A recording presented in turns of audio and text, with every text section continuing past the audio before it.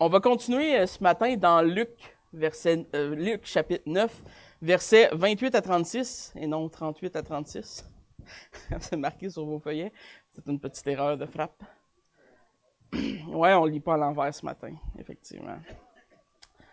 Donc, la dernière fois qu'on avait été dans le chapitre 9 de Luc... Bonjour, Janine. Ça va bien? Content de te voir. La dernière fois qu'on avait été dans Luc, chapitre 9, on avait vu l'événement du verset 27, c'est-à-dire la prophétie de Jésus sur la destruction de Jérusalem. Et on avait vu qu'est-ce que ça implique, tout cet événement dans l'histoire de l'Église et dans l'histoire de la rédemption, comment la destruction de Jérusalem est significative, autant au niveau historique, au niveau de l'alliance que Dieu a fait avec son peuple, et comment on doit l'interpréter à la lumière des textes bibliques. Mais un petit peu avant ça, dans le contexte général, on voit que Jésus vient d'annoncer aux disciples que lui va même souffrir et porter sa croix, mais qu'eux vont devoir aussi, en tant que ses disciples, porter leur croix. Il annonce donc qu'il sera crucifié et que sa souffrance sera non seulement la sienne, mais la leur. Et ensuite vient l'annonce de la prophétie qui concerne la destruction de Jérusalem dans le verset 27. Et ensuite, dans ce contexte, on voit le texte de ce matin qui est la transfiguration. Et tout ça doit être compris dans un grand ensemble de pensées. Parce que ce que Jésus est en train de faire, il est en train de dire, voici le commencement de mon œuvre. Je vais souffrir, je vais aller à la croix, donc je vais être un Messie crucifié. Mais on s'entend que si ça arrêtait là pour les disciples, ça aurait été un peu pénible. Un Messie crucifié qui n'est pas ressuscité, qui n'est pas vivant, qui ne règne pas, c'est pas très utile. Mais il vient leur dire, je suis non seulement crucifié, mais je vais juger et je vais revenir, je vais régner. Et donc, il introduit l'idée du royaume et du règne. Et ici, dans l'événement de la transfiguration, il va solidifier cet espoir pour les trois disciples, ces trois disciples proches qui vont voir cet événement. Faisons la lecture du texte, après quoi je vais prier. Luc 9, 28 à 36. Environ 8 jours après qu'il eut dit ces paroles, Jésus prit avec lui Pierre, Jean et Jacques, et il monta sur la montagne pour prier. Pendant qu'il priait, l'aspect de son visage changeait, et son vêtement devint d'une éclatante blancheur. Et voici deux hommes s'entretenaient avec lui. C'étaient Moïse et Élie, qui apparaissaient dans la gloire, parlant de son départ qu'il allait accomplir à Jérusalem. Pierre et ses compagnons, étant appesantis par le sommeil, mais s'étant tenus tout éveillés, ils virent la gloire de Jésus et les deux hommes qui étaient avec lui. Au moment où ces hommes se séparaient de Jésus, Pierre lui dit, « Maître, il est bon que nous soyons ici. Dressons 3 tentes, une pour toi, une pour Moïse et une pour Élie. » Il ne savait ce qu'il disait. Comme il parlait ainsi, une nuée vint les couvrir, et les disciples furent saisis d'une frayeur, et les voyant entrer dans la nuée. Et de la nuée sortit une voix qui dit, « Celui-ci est mon fils élu, écoutez-le. » Quand la voix se fit entendre, Jésus se trouva seul. Les disciples gardèrent le silence, ils ne racontèrent à personne, en ce temps-là, rien de ce qu'ils avaient vu. Prions. Seigneur, ce matin, nous sommes, par ce texte, mis devant la grandeur de ta gloire, la grandeur de ta majesté, de ta royauté. Tu es un prêtre, tu es un roi. Tu as non seulement été crucifié, mais tu as vaincu la mort, tu es ressuscité. Et tu règnes dans les cieux, à la droite de ton Père, éternellement.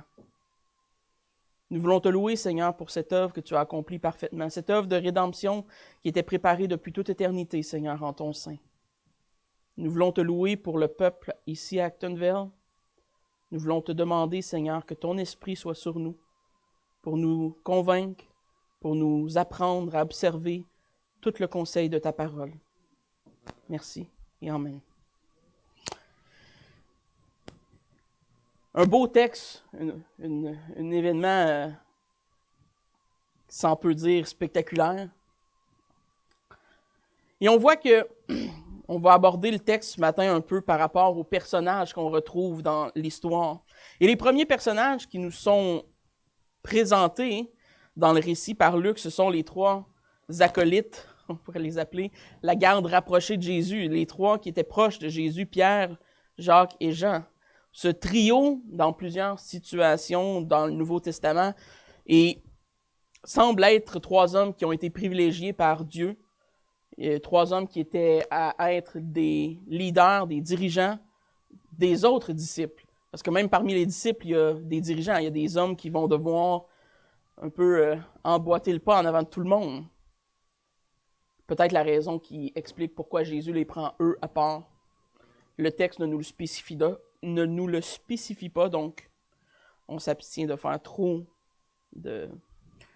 introduire trop d'idées dans le texte. Mais on sait que c'est eux qui prennent, et on sait qu'à répétition, il prend ces 3 hommes.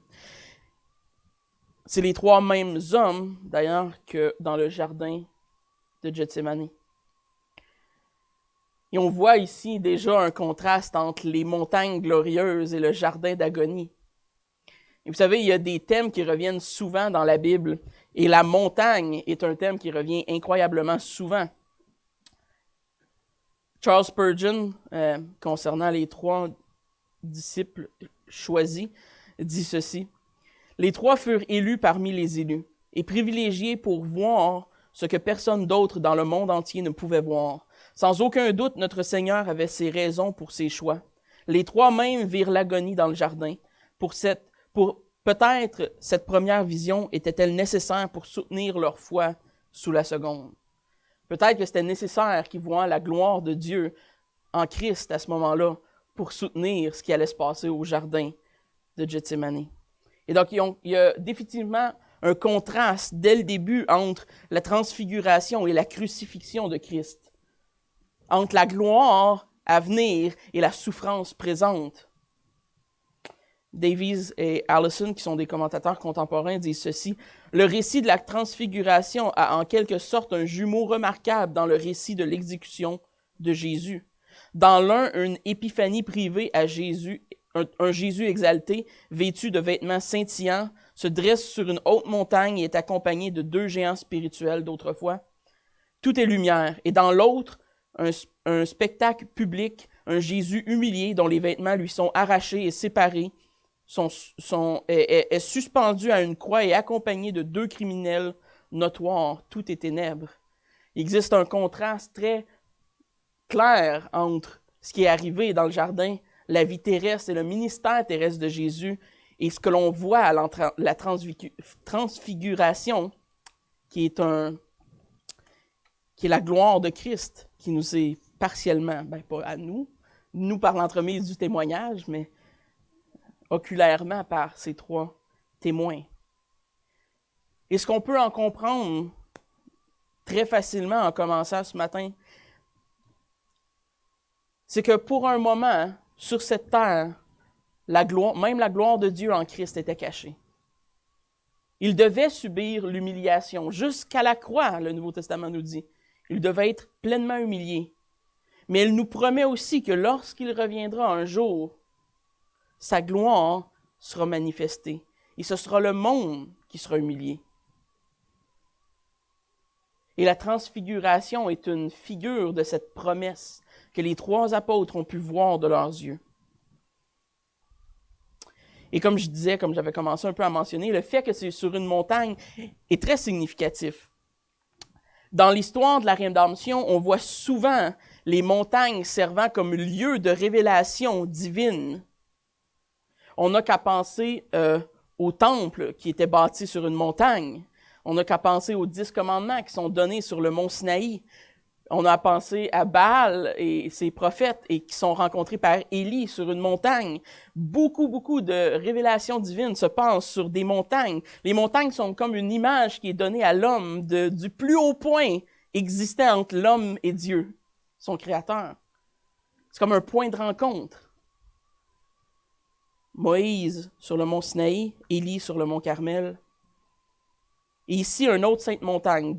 La tradition dit qu'on parle peut-être de Tabor, qui est à 600 mètres d'altitude, mais c'est probablement Hermon, qui est encore plus haut point, qui est constitué de trois pics, de 3 élévations. Donc, ça n'a pas vraiment d'importance de toute façon. Le texte, même le texte original ne nous parle pas où est l'emplacement.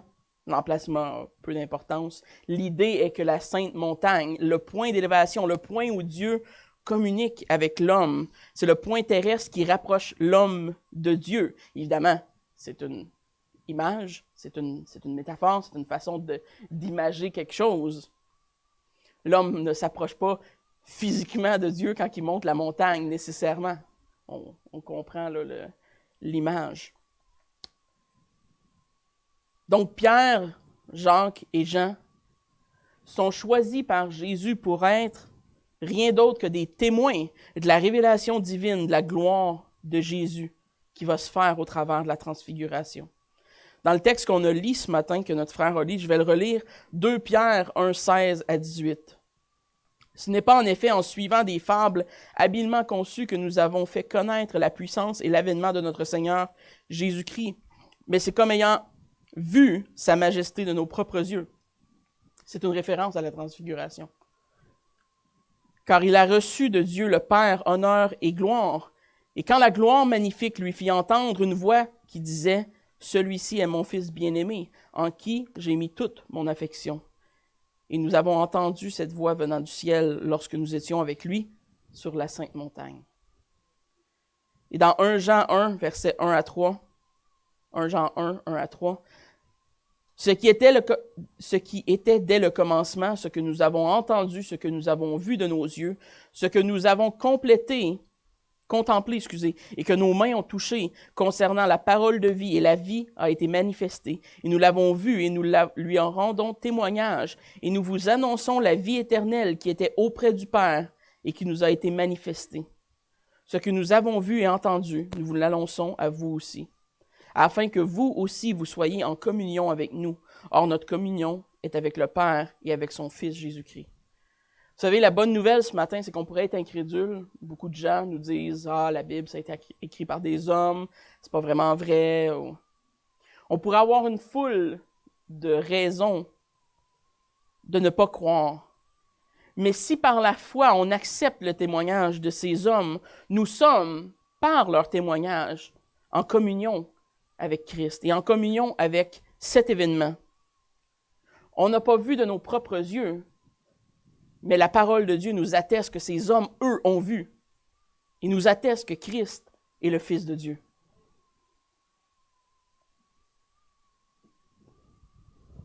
On peut être en communion avec Christ si on reçoit ce témoignage de la part des apôtres.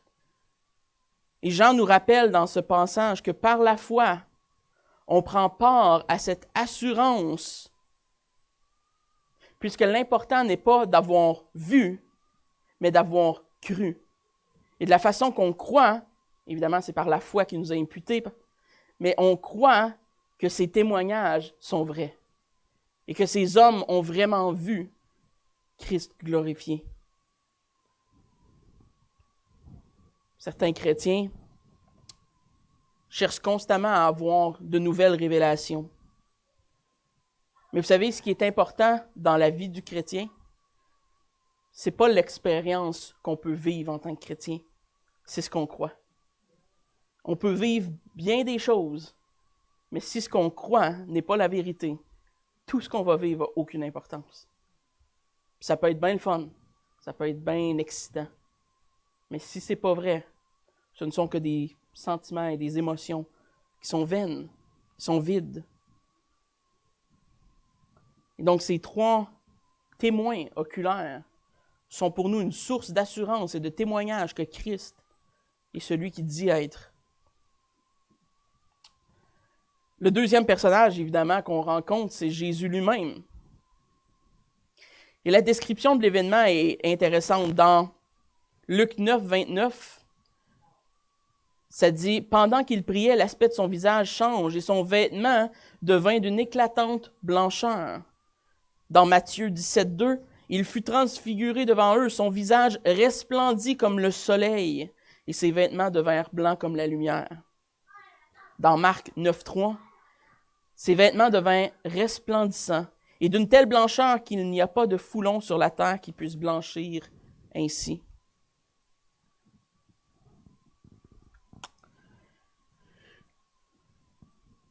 Sans aucun doute, quand on lit l'événement de la transfiguration, ça nous pousse à nous poser la question suivante. Et la question la plus importante, comme je l'ai déjà dit, qui est Jésus? Ça nous ramène à cette question, mais qui est cet homme? Et c'est nécessaire d'interpréter correctement qui est Jésus, parce que sinon on se ramasse avec des fausses conceptions de qui est Jésus, et on se construit rien de moins qu'un idole. On peut appeler quelque chose Jésus, sans que ce soit Jésus. Vous savez, beaucoup de gens aujourd'hui vont vous dire que c'est une invention des hommes, que malgré ce que la parole de Dieu nous dit, que c'est des fables qui sont bien agencées ensemble pour nous faire croire des choses, que ce sont des faussetés. Mais vous savez, quand on compte le nombre de martyrs qui sont morts pour leur foi dans les premières années de l'Église, quand on compte le nombre d'apôtres qui sont morts comme martyrs, c'est difficile de s'imaginer qu'autant d'hommes seraient morts pour des folies, pour des subtilités, pour des choses qui ne sont pas vraies. C'est difficile de s'imaginer qu'autant d'hommes auraient donné leur vie pour un faux témoignage, pour quelqu'un qui ne croyait pas être Dieu. Certains pensent et interprètent Christ comme étant une espèce de fils adopté du Père. Et dans le fond, Jésus serait né comme un être humain, et un jour, Dieu aurait porté un regard favorable sur lui, l'aurait élu, et l'aurait rendu comme le Messie que les Juifs attendaient. On appelle ça l'adoptionnisme. Pas facile à dire. Sauf qu'on voit que dans Jean 8, 58, dans Jean 17, 24, on voit que Jésus préexistait la création du monde, qu'il est depuis toute éternité. Donc ça non plus, ça ne tient pas la route.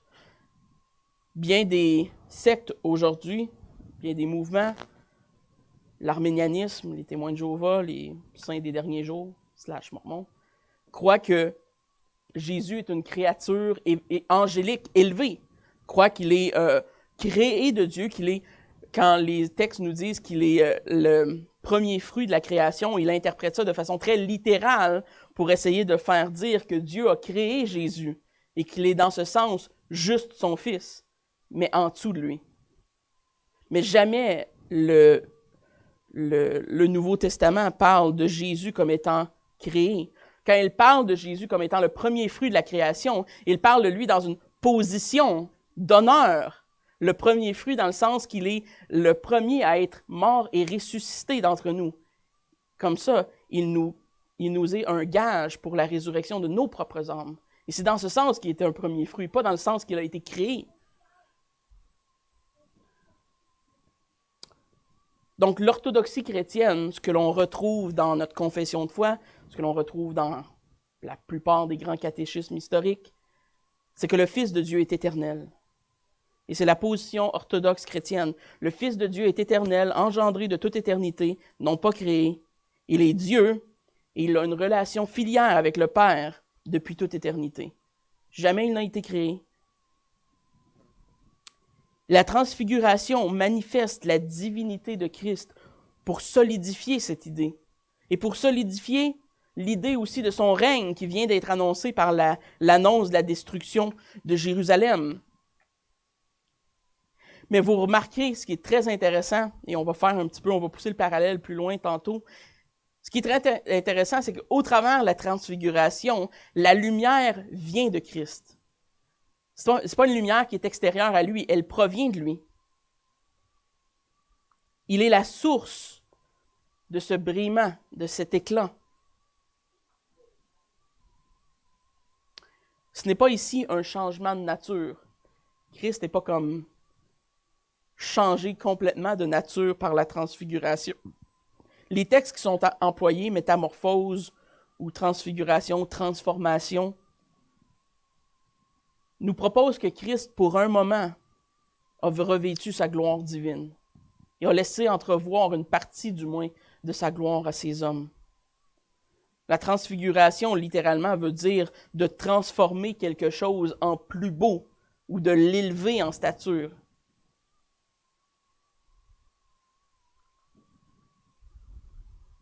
La nature divine de Christ, qui est Dieu, est invisible aux hommes. Dieu n'a pas de corps comme nous. Mais à ce moment-là, pour donner une plus grande assurance à ses disciples, il leur permet d'entrevoir la gloire de Dieu à ces simples hommes, à ces hommes finis, à ces hommes mortels. Parce ce qu'il a annoncé avant doit être reçu. On doit recevoir la croix, on doit recevoir la souffrance, et on doit aussi recevoir l'annonce du règne. Et cette glorieuse transfiguration, c'est moi qui fais ces bruits-là? OK. Est-ce quelqu'un qui peut aller checker s'il y a d'autres batteries? D'après moi, c'est... Je vais continuer, mais... C'est des double A. Juste en cas.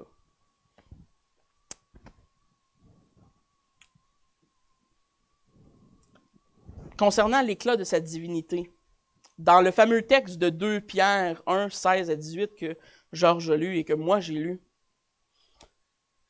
c'est pas évident à l'œil, mais quand on regarde dans le texte grec, il y a une espèce de parallèle, une espèce de jeu de mots qui est utilisé.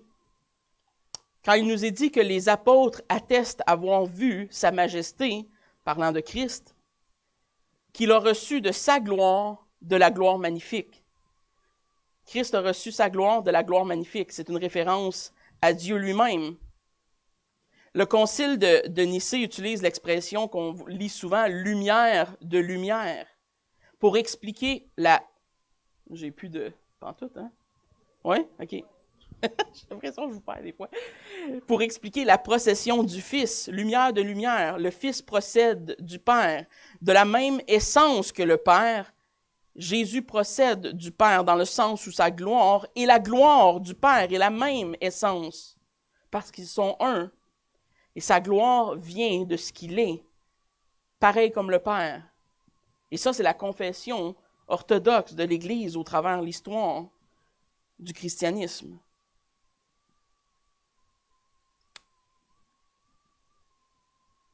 Dieu, que ce soit le Père, le Fils, doit restreindre l'éclat de sa grâce. Et aussi glorieux et spectaculaire que l'événement peut... C'est pas grave. Que l'événement peut paraître, seul Dieu peut voir sa propre gloire sans mourir. Ce qui est révélé à l'homme, même par rapport à la gloire de Dieu à ce moment-là, est voilé et partiellement caché. Parce que Dieu connaît notre finitude, évidemment, nous a créés. Jean Calvin dit ceci, « Ce n'était pas une manifestation complète de la gloire céleste du Christ, mais sous des formes adaptées à la capacité de notre chair, il leur permettait de goûter en partie ce qu'il ne pouvait être pleinement compris. » De toute façon, à chaque fois qu'il y a une manifestation de la gloire de Dieu dans tout la Bible, on voit que c'est tout le temps une manifestation adaptée à l'homme. Jamais Dieu peut révéler sa pleine gloire, sa pleine personne. Personne sauf Dieu peut contenir Dieu.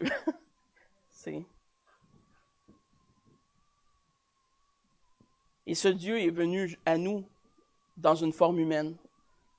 Le 15 décembre, on va parler de l'incarnation et de la nativité. Mais Dieu s'est fait chair. Christ a pris la forme, la nature d'un homme, de sa créature. En soi, c'est une adaptation à notre finitude et à nos limitations. Et dans un sens, le mystère de la piété qui nous est présenté dans le Nouveau Testament, c'est que Dieu s'est manifesté en chair, et on n'a qu'à voir les textes de 1 Timothée 3,16. Dieu s'est manifesté, s'est incarné dans la chair d'un homme. Et en ces derniers jours, Dieu a parlé par le Fils. Quand on regarde le texte de Hébreux 1,12, qui nous dit qu'il a parlé en le Fils, on voit que le terme grec est « en Jésus-Christ ». Pas au travers, en lui, littéralement dans la personne, dans le corps de Christ. Dieu nous parle. Alors si ce matin, vous voulez connaître Dieu, vous n'avez qu'un endroit à regarder, et c'est le Fils de Dieu, par Jésus-Christ. Donc, cet événement a certainement plusieurs raisons d'être dans le plan de rédemption que Dieu avait. Mais on voit plus tard par les écrits de ces apôtres dans le Nouveau Testament qu'ils vont être grandement encouragés et fortifiés par cet événement. On n'a qu'à se rappeler le texte de 1 Pierre qu'on vient de lire. Ils sont fortifiés que de voir que leur Messie, leur Rabbi, leur Maître, qui était dans la chair avec eux, était réellement le Fils de Dieu. Il était Dieu. Et bien qu'il venait d'annoncer la croix et qu'il venait d'annoncer sa souffrance, et bien sûr, il n'avait pas tout compris le message, qu'il y avait un espoir que cet homme était réellement le Messie. Et les disciples désirent que la gloire de Dieu reste. on va te faire un pique-nique, on va mettre 3 tentes, rester, tout le monde rester. Probablement que le moment est tellement magique, magnifique, incroyable, qu'ils ne veulent pas que ça cesse. Jésus ne les reprend pas, il ne les bouscule pas. Il leur donne un petit peu le traitement du silence. Il dit « Vous ne savez pas ce que vous dites? » Tu vois qu'ils n'ont pas vraiment saisi l'importance. Puis ils n'ont pas vraiment saisi à ce moment-là la signification. Ils vont le comprendre plus tard, quand il va y avoir l'effusion de l'Esprit. Le salut passait par la croix. Moïse, Élie et Jésus ne pouvaient pas piquer une tente. Ils devaient aller à la croix. Ils ne pouvaient pas éviter la souffrance. Ça faisait partie du plan. C'était la seule façon de sauver leur âme. Et cette transfiguration de Christ, bien que temporaire, va servir à fortifier les apôtres, à fortifier l'Église primitive sur laquelle les apôtres vont bâtir, et fortifier le ministère de l'Église, même aujourd'hui dans le Nouveau Testament, parce qu'on est en communion avec ce Christ glorifié, même aujourd'hui. On reçoit aussi en tant qu'Église ce témoignage de ces 3 hommes. Par la foi, évidemment, dans notre cas. 2 autres hommes qu'on retrouve dans le texte, évidemment, sont Moïse et Élie. Les versets 30 à 32 nous disent ceci. « Voici 2 hommes s'entretenaient avec lui. C'était Moïse et Élie. » Quand même particulier qu'ils les aient reconnus en passant. Ils ne les avaient jamais vus, là. Mais ils savaient que c'était qui apparaissait dans la gloire, parlait de son départ qu'il allait accomplir à Jérusalem. Pierre et ses compagnons étaient appesantis par le sommeil, mais s'étant tenus éveillés, ils virent la gloire de Jésus et les 2 hommes qui étaient avec lui. Donc, une bonne question à se poser à ce point-ci, c'est pourquoi Moïse et Élie? Pourquoi ces 2 hommes? Bien, il y a plusieurs raisons qui sont tous valables. Certains commentateurs font remarquer que Moïse représente la totalité de la loi et que Élie représente le plus grand prophète qui ait vécu. Donc la loi et les prophètes sont souvent un résumé de toute l'ancienne alliance. Donc ces 2 hommes représentent un peu la vieille garde qui passe le bâton à Jésus, si on voudrait l'imaginer ainsi. Et ce n'est pas un mauvais parallèle à faire, il est vrai. Tous les 2, ces hommes ont eu un départ surnaturel. Moïse a été enterré par Dieu lui-même et Élie a été enlevé. Et les 2 sont des figures messianiques, sont des figures typologiques qui annoncent et qui pointent vers le travail de Christ et l'œuvre de Christ. Dans Deutéronome 18, versets 15 à 18, on lit ceci. « L'Éternel, ton Dieu, te suscitera du milieu de toi, d'entre tes frères, un prophète comme moi. » Et là, c'est Moïse qui parle. « Un prophète comme moi, et vous l'écouterez. » Verset 18. « Je leur susciterai du milieu de leurs frères un prophète comme toi. Je mettrai mes paroles dans sa bouche, et il leur dira tout ce que je lui commanderai. » un prophète comme moi, ça parlait de Jésus. C'était une annonce messianique de Christ. Malachie 4, 4 à 5, qui est le tout dernier livre de l'Ancien Testament, qui sont d'ailleurs les toutes dernières paroles du livre, qui nous disent « Souvenez-vous de la loi de Moïse, mon serviteur, auquel j'ai prescrit en Horeb pour tout Israël des préceptes et des ordonnances. Voici, je vous enverrai Élie le prophète, avant que le jour de l'Éternel arrive, ce grand jour redoutable. »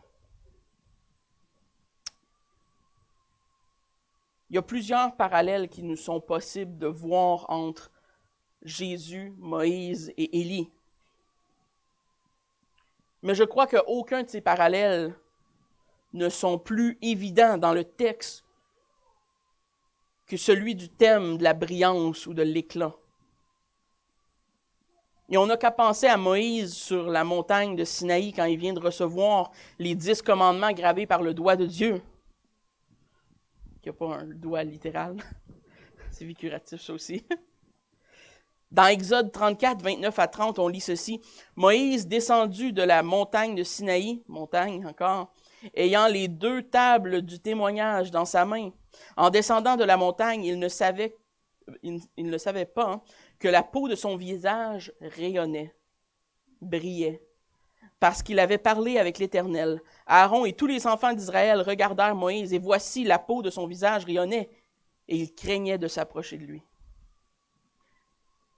Ainsi, l'histoire nous dit qu'il mettrait un voile qui cacherait la face et la brillance sur son visage pendant un moment au peuple. Et plus tard, on va le lire dans le passage de 2 Corinthiens, Paul nous explique pourquoi Moïse faisait cela. C'était pour que les Israélites ne s'attachent pas à une gloire qui était temporaire, ne s'attachent pas à cette idée de la face qui rayonne de Moïse, parce que ce n'était pas ça le but. Cette gloire émanait de Moïse parce qu'il avait vu Dieu. Et le peuple le craint pour cette raison. Parce que c'est ce qu'on devrait voir, c'est ce qu'on devrait faire quand on voit la gloire de Dieu en passant, craindre. Parce qu'on est des hommes et que Dieu est infini. Et ce passage est de façon intéressante sur la gloire et sur Moïse est interprété par Paul dans 2 Corinthiens 3, versets 7 à 13. C'est quand même assez long, soyez attentifs. « Or, si le ministère de la mort étant une référence, bien sûr, à l'ancienne alliance qui donne la loi et la conduite, qui conduit à Christ, mais qui donne la loi comme une condamnation des péchés. C'est pour ça que Paul l'appelle le ministère de la mort. Or, le ministère de la mort qui est gravé avec des lettres sur des pierres, une référence aux 10 commandements, a été glorieux au point que les fils d'Israël ne pouvaient fixer les regards sur le visage de Moïse, à cause de la gloire de son visage, bien que cette gloire ait été passagère. Combien le ministère de l'Esprit ne sera-t-il pas plus glorieux? Si le ministère de la condamnation a été glorieuse, le ministère de la justice est de beaucoup supérieur en gloire. Et sous ce rapport, ce qui a été glorieux ne l'a point été à cause de cette gloire qui lui est supérieure. En effet, si ce qui était passager a été glorieux, ce qui est permanent est bien plus glorieux. Ayant donc cette espérance, nous usons d'une grande liberté, et nous ne faisons pas comme Moïse qui mettait un voile sur son visage pour que les fils d'Israël ne fixent pas les regards sur la fin de ce qui était passager. Le parallèle ici est fort.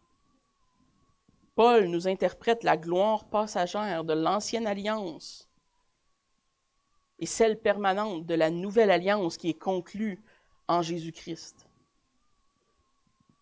La gloire sur le visage de Moïse était temporaire. La gloire qu'ils ont vue, que ces 3 disciples ont vue émaner de Christ, était permanente. C'était sa personne. C'était ce qu'il est vraiment dans son essence divine, dans sa nature divine. Tandis que la gloire de Moïse n'est qu'un reflet de la gloire de Dieu. Il a vu Dieu et son visage rayonnait. La lumière émane et sort de Christ, qui lui est la source de ce brillement. La gloire de Jésus-Christ incarné à ce moment émane ou sort de sa propre essence, de sa divinité. Et nous pouvons maintenant s'attacher à cette gloire, nous dit Paul, de façon éternelle. Parce que ce n'est pas quelque chose qui est temporaire, qui est passager. Moïse a dû se couvrir le visage de peur que les Israélites s'accrochent après l'idée du visage rayonnant de Moïse, puis que là, ils se mettent à en faire un idole ou je sais pas quoi, parce qu'ils se seraient facilement attachés à des choses temporaires. Mais ce que Paul est en train de nous dire, c'est que nous, on peut faire ça avec Christ. On peut s'attacher. Il faut s'attacher même. Parce que la gloire est éternelle. Parce que Christ est la source de cette gloire. Et on doit s'y attacher dans ce cas-ci.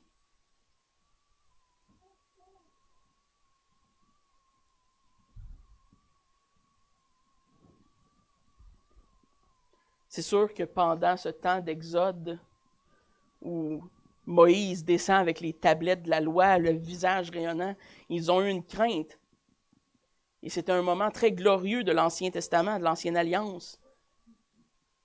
Et toute cette gloire, Paul nous rappelle qu'elle était passagère, qu'il y a quelque chose de mieux qui arrive.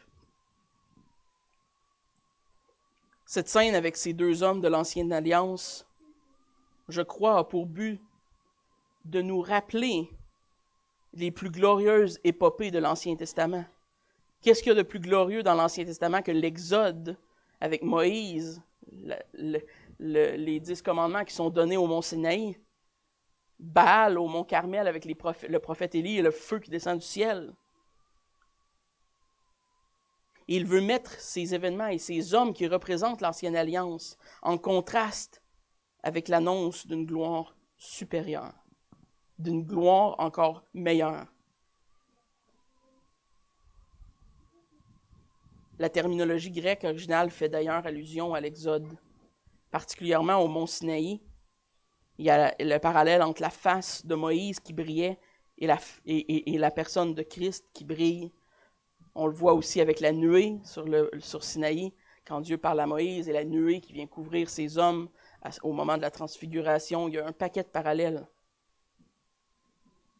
Mais le moment le plus spectaculaire de l'Ancienne Alliance, c'est sans aucun doute l'Exode et l'ultime prophétie au mont Carmel.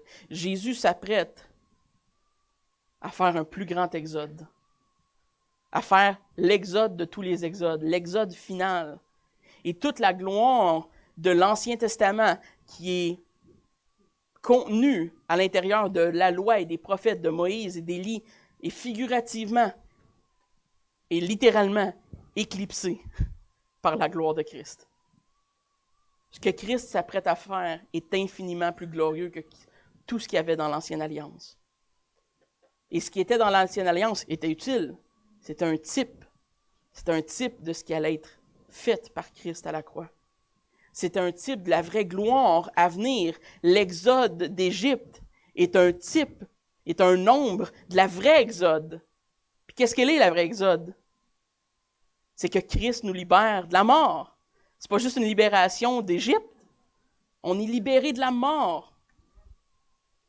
Et ces deux figures viennent s'incliner devant Christ, montrant qu'il cède la place à ce qui vient, à ce qui est mieux, à ce qui est éternel et à ce qui est glorieux. Et c'était le sujet même de la conversation entre ces trois hommes. Le texte, dans versets 30 et 31, nous dit « Et voici ces deux hommes s'entretenaient avec lui. C'était Moïse et Élie qui apparaissaient dans la gloire. Ils parlaient de son départ. » Et le mot « départ » dans le grec est le mot « exode ». Il parlait de son exode qui allait s'accomplir à Jérusalem. Vous savez, à vue humaine, quand on regarde ça de façon un peu froide, l'exode de Christ semble être un peu pas si glorieuse. Un homme vient, se fait battre, se fait flageller, se fait insulter et porté jusqu'à la croix de façon injuste. Et tous ces événements étaient des événements très normaux, là, quotidiens dans le royaume romain. Des hommes se faisaient crucifier, c'était pas quelque chose d'extraordinaire. Mais spirituellement, ce qui est en arrière de ces événements était la grande exode finale. Et ce n'est pas encore révélé clairement. Et les apôtres ne le comprennent pas clairement. Et c'est la raison qu'ils veulent que Jésus, Moïse et Élie restent là. Parce que s'ils auraient compris que le sort de leur âme dépendait du fait que Christ est à la croix, Je pense pas qu'il leur aurait offert une tente. Il aurait dit, vas-y. Mais quand l'effusion de l'Esprit va venir à la Pentecôte, ils vont comprendre la signification de ce que Christ était en train de faire à ce moment-là. Agenouillé avec Moïse, avec Élie, avec ces grands prophètes, ce grand homme. Christ venait. Christ venait comme la prochaine, la meilleure, l'éternelle alliance qu'il allait faire avec l'être humain, avec ses enfants. Christ vient comme le libérateur, non seulement pour passer la mer Rouge, comme Israël l'a fait sous Moïse pendant l'Exode, mais comme nous faisant passer, pour reprendre les mots de ce fameux psaume bien connu, au travers la vallée de l'ombre de la mort.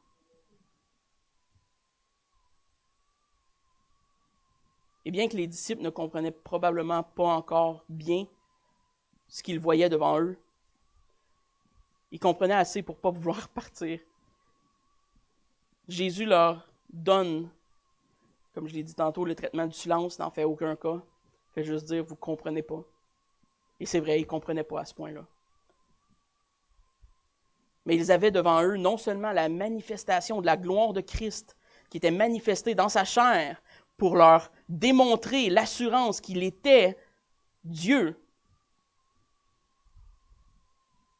Non seulement ça, cet événement va marquer leur conscience. Et quand ils vont le comprendre plus tard, justement, à l'effusion de l'Esprit, ils vont se servir de ce texte pour écrire des choses comme un Pierre, dans lequel ils vont se rappeler et dire, on se rappelle qu'on a vu la majesté de la gloire. Et Dieu a attesté par lui-même son essence à travers Christ dans sa nature incarnée, dans sa nature humaine. On a vu la gloire de Dieu et on sait que cet homme était vraiment le Messie.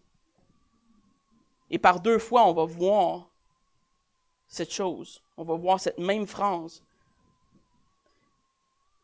que je vais ramener un peu plus tard. Dans Luc 9, 33 à 35, on lit « Au moment où ces hommes se séparaient de Jésus, Pierre lui dit, « Maître, il est bon que nous soyons ici. Dressons 3 tentes, une pour toi, une pour Moïse et une pour Élie. » Il ne savait ce qu'il disait. Comme il parlait ainsi, une nuée vint les couvrir, et les disciples furent saisis d'une grande frayeur en les voyant entrer dans la nuée. Et de la nuée sortit une voix qui dit, « Celui-ci est mon fils élu, écoutez-le. » Vous savez, la nuée est une théophanie, c'est-à-dire une représentation divine par excellence. C'est une manifestation de Dieu qui est récurrente dans la Bible. On voit la Shekinah glorieuse au mont Sinaï dans Exode 24. On voit la colonne de nuée quand ils sortent de l'Égypte. On voit la nuée qui descend dans le tabernacle à l'entrée de Moïse. On voit la nuée qui remplit le tabernacle lors de la dédicace de celui-ci. On voit un nombre incroyable de références à la nuée qui sont toujours des théophanies, des représentations, des manifestations de Dieu lui-même. Et cette apparition-ci est non seulement une des dernières, elle est la plus importante de toutes celles-ci. Elle clôture l'œuvre de rédemption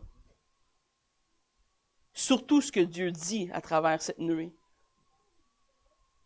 Luc nous dit qu'il dit « Celui-ci est mon fils élu ». Matthieu et Marc nous disent « Celui-ci est mon fils bien-aimé, en qui j'ai mis toute mon affection ». Et ces mots sont les mêmes exacts mots en grec que ceux qui est dit par Dieu à son baptême. 2 fois dans l'histoire de la vie de Christ sur terre, Dieu lui-même, le Père, identifie Christ comme étant son Fils. Dans les mêmes mots.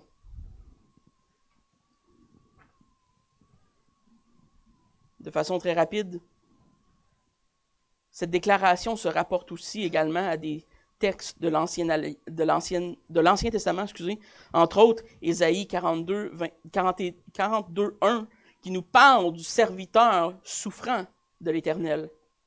« Voici mon serviteur que je soutiendrai, mon élu en qui mon âme prend plaisir. »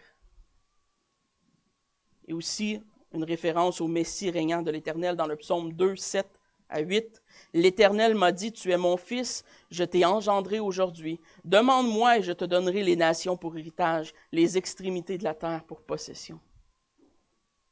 Et toute cette section nous parle de deux choses, de la souffrance et de la gloire de Christ. Elle nous parle de la crucifixion et du règne de Christ.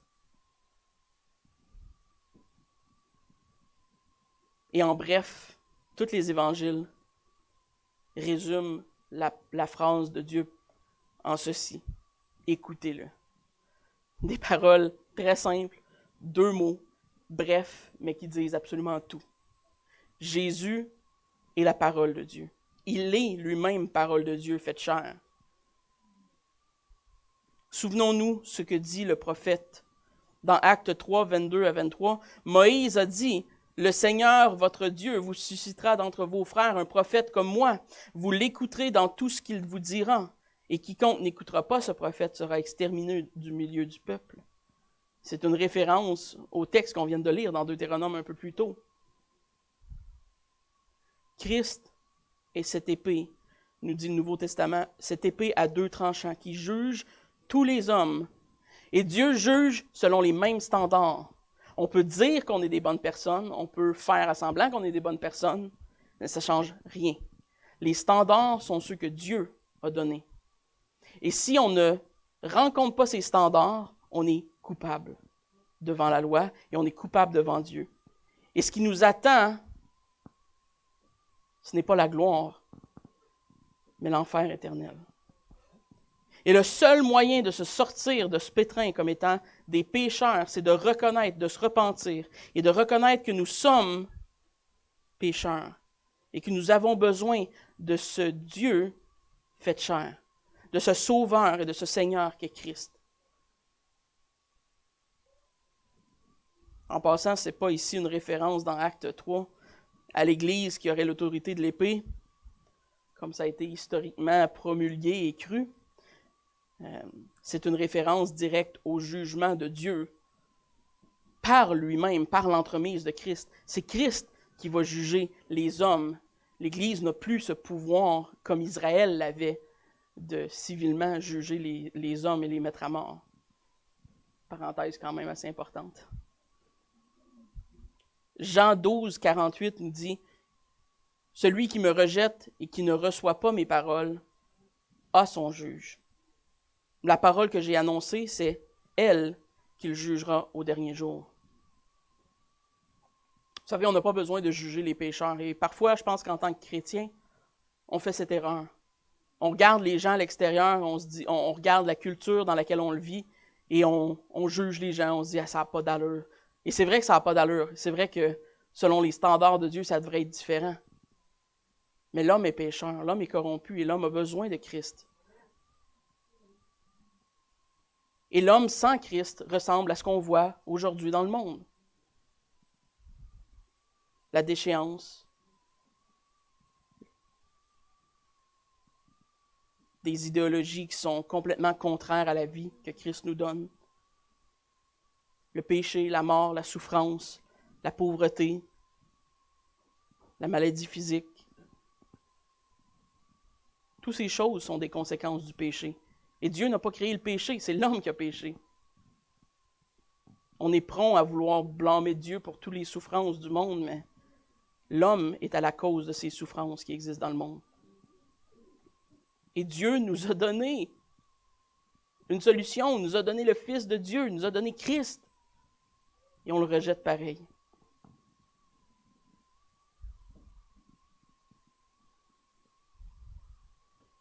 Comme le dit Deutéronome 18, l'Éternel, notre Dieu, nous a suscité un grand prophète qui était plus grand que Moïse. Et on va l'écouter. Et on doit l'écouter. Votre vie en dépend. Et au moment où les disciples voient la gloire divine qui émane de Christ, qui sort de lui, comme étant une réalité céleste, ils ont peur, probablement pour leur vie. Parce que cette gloire leur est insupportable. Vous savez pourquoi? Parce qu'on est des hommes et que Dieu est Dieu. Combien de chrétiens aujourd'hui sont prompts à réclamer avoir entendu la voix de Dieu et pourtant ils n'ont aucune sainte crainte de Dieu? C'est tragique. Si Dieu vous pourrait vous chuchoter 2 mots, vous seriez dans la crainte. Vous seriez à terre, comme Luther. Étendu de tout toute votre long. Seulement dans cette nouvelle alliance qu'on peut se tenir devant Dieu, qu'on peut se tenir dans sa présence parce qu'on sait que nous sommes pardonnés par la grâce et par le salut qu'on reçoit en Jésus-Christ. C'est la seule raison qu'on peut se tenir devant Dieu désormais. Parce que quand Dieu nous regarde, c'est pas nous et notre péché qu'il voit, c'est le sacrifice de son Fils.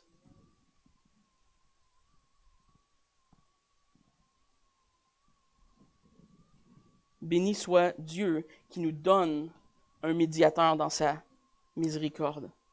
Parce que sans ce médiateur que Christ était, on n'aurait pas eu la Bible, on n'aurait pas eu un homme qui s'incarne et qui fait le lien entre notre humanité et la divinité de Dieu. On serait resté dans notre faiblesse. Mais Christ a partagé notre faiblesse. Et c'est pourquoi ça nous est dit qu'il peut avoir compassion de nous. Il peut réellement avoir compassion parce qu'il était réellement un homme. On l'a battu, on l'a fouetté, on l'a humilié, on a fait atteinte à sa réputation.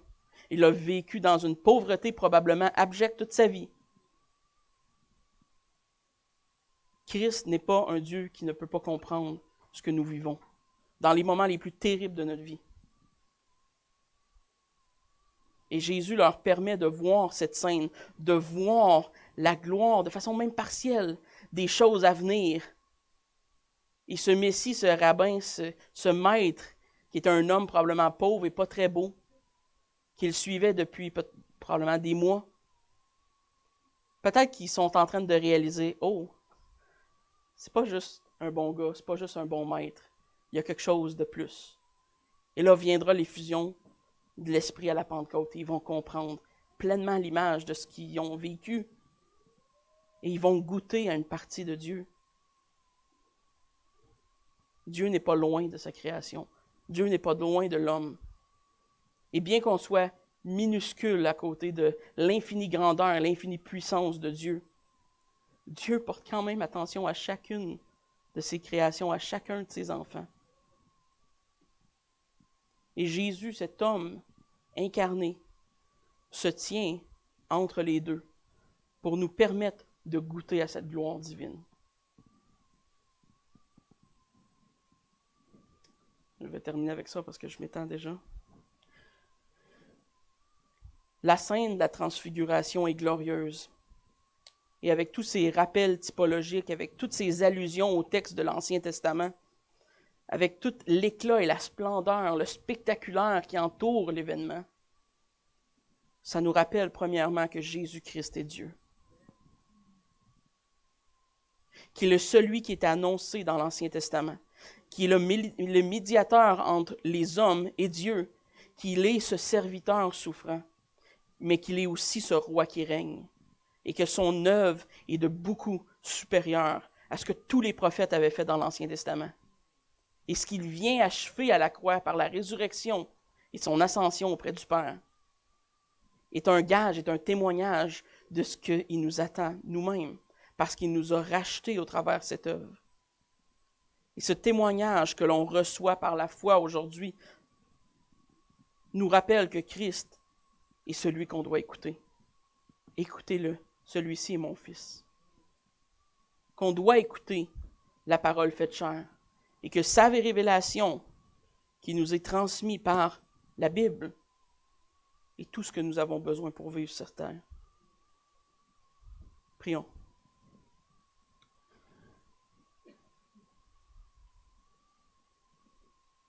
Seigneur Dieu, tu t'es abaissé de toute ta gloire, de toute ta puissance, pour venir dans une nature qui n'était pas la tienne. tu t'es fait homme, et bien qu'il y a plein de choses qui sont mystérieuses que notre esprit ne peut pas comprendre, nous savons ceci, que tu as souffert pour nous, que tu as été à la croix, à la mort, à l'humiliation, parce que tu aimes tes enfants. Et nous savons, Seigneur, que nous sommes coupables. On sait que nous sommes pécheurs. Nos vies sont loin d'être dignes de ta grandeur, loin d'être dignes de ta perfection et de ta sainteté. Et on veut se détourner de notre péché. On veut quotidiennement, Seigneur, se repentir devant toi, se détourner, Seigneur, de ces péchés et recevoir la grâce que tu nous offres par ton Fils Jésus-Christ. Merci parce qu'il est glorieux. Merci, Christ, parce que tu es majesté. Tu as reçu la gloire de ta divinité. Tu t'es manifesté comme étant non seulement ce Sauveur, mais ce Seigneur qui est assis à la droite du Père. Quel grand Dieu tu es et quelle grande œuvre tu fais dans nos vies. Merci de pardonner nos péchés. Merci de faire de nous des hommes et des femmes qui peuvent maintenant se tenir devant Dieu le juste, 3 fois saint, être pardonnés, être acceptés, être adoptés comme des enfants héritiers du royaume. Seulement par ta grâce et ton amour. Amen.